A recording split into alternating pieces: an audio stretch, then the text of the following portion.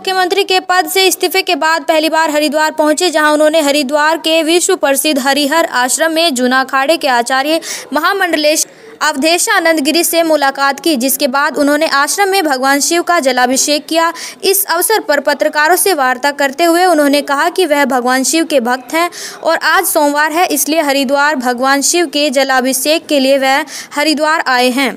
साथ ही उन्होंने कहा कि तीरथ सिंह रावत और उनके द्वारा कुंभ को लेकर दिया गया बयान मेरे द्वारा दिए गए बयान के समान ही है कि कुंभ दिव्य और भव्य होगा। साथ ही कोविड के नियमों का पालन आवश्यक है। जो फैसला कुंभ के दौरान राज्य सरकार ने श्रद्धालुओं को बरोकटोक आने का लिया है, वह जोखिम भरा हो सकता है। कोविड जैसी महामारी में कोई भी जोखिम लेना ठीक नहीं है, क्योंकि इस समय देश के 7 राज्यों में चिंताजनक स्थिति बनी हुई है। उन्होंने कहा कि कल देश में एक दिन में 25,000 केस सामने आए हैं, जो चिंताजनक है। हम सबकी जिम्मेदारी बनती है कि अपने देश और राज्य को इस महामारी से बचाने के हर संभव प्रयास करें। देखिए, मैंने मुख्यमंत्री जी का पूरा वक्तव्य पढ़ा है। हमने भी यही कहा था कि कुंभ दिव्य भव्य हो जाए और कोविड गाइडलाइंस का पालन किया जाएगा।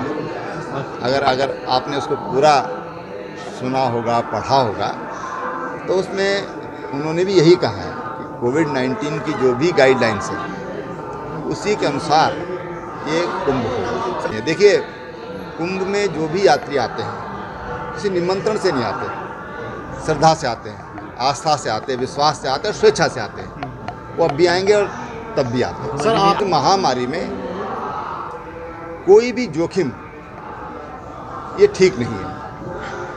आज देश में फिर 25,000 केस रजिस्टर हुए हैं कल, जो बड़ी चिंताजनक है। और पहले 3 राज्यों में चिंताजनक स्थिति थी, आज 7 राज्यों में चिंताजनक स्थिति हो गई है। इसलिए ये जिम्मेदारी हम सबकी है कि हम इसको रोकें।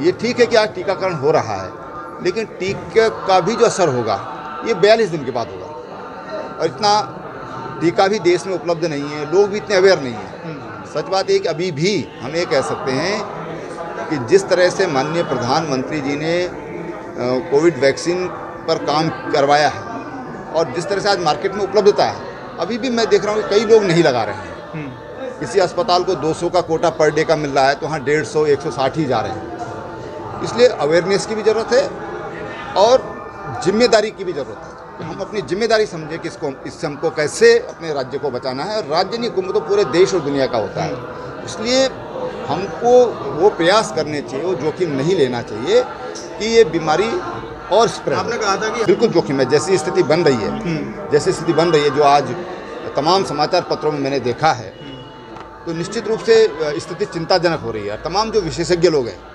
उन्होंने भी उस पर, आज मैं पढ़ रहा था उनके वक्तव्य, उन्होंने उस पर चिंता जाहिर की।